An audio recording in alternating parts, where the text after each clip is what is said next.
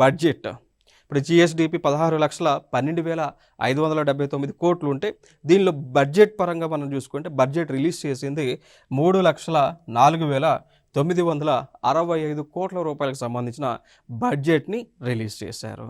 ఇది ఒక ఇంపార్టెంట్ అంశం.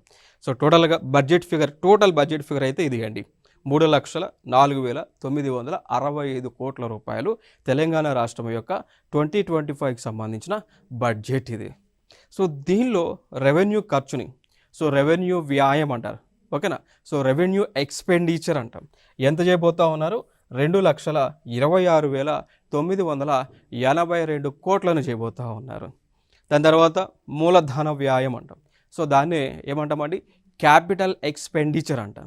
సో జనరల్గా క్యాపిటల్ ఎక్స్పెండిచర్ అనేటువంటిది దేనికి సంబంధించింది అంటే, ఒక రాష్ట్రం కానీ ఒక దేశం కానీ వనరులను సృష్టించడానికి, ఇన్ఫ్రాస్ట్రక్చర్ని ఏర్పాటు చేయడానికి, మ్యానుఫ్యాక్చరింగ్ యూనిట్స్ని లేదంటే మిషనరీని కొనడానికి, కొనుగోలు చేయడానికి ఖర్చు పెట్టేటువంటి డబ్బులనే క్యాపిటల్ ఎక్స్పెండిచర్ అంటాం అన్నమాట. అర్థమైందా? ఇప్పుడు ఫర్ ఎగ్జాంపుల్ ఒక కంపెనీ తీసుకుంటే కంపెనీలో కావాల్సిన మిషనరీని కొనుగోలు చేస్తే దాన్ని క్యాపిటల్ ఎక్స్పెండిచర్గా మనం పిలుస్తూ ఉంటాం అన్నమాట. రెవెన్యూ ఎక్స్పెండిచర్ ఏమో రెవెన్యూ జనరేట్ చేయడానికి ఖర్చు పెట్టేటువంటివి. లైక్ ఫర్ ఎగ్జాంపుల్ ఎంప్లాయీస్కి శాలరీస్ ఇచ్చారు అనుకోండి, ఎంప్లాయీస్కి శాలరీస్ ఇస్తున్నారు అంటే అక్కడ ఏం జరుగుతుంది? ఎంప్లాయీస్ ఏం చేస్తూ ఉన్నారు? పని చేస్తూ ఉన్నారు. ఎంప్లాయీస్ పని చేస్తూ ఉన్నారు అంటే అక్కడ రెవెన్యూ అనేటువంటిది డెవలప్ అవుతూ ఉంది. సో దానినే రెవెన్యూ ఎక్స్పెండిచర్, రెవెన్యూ వ్యయంగా మనం పిలుస్తూ ఉంటాం.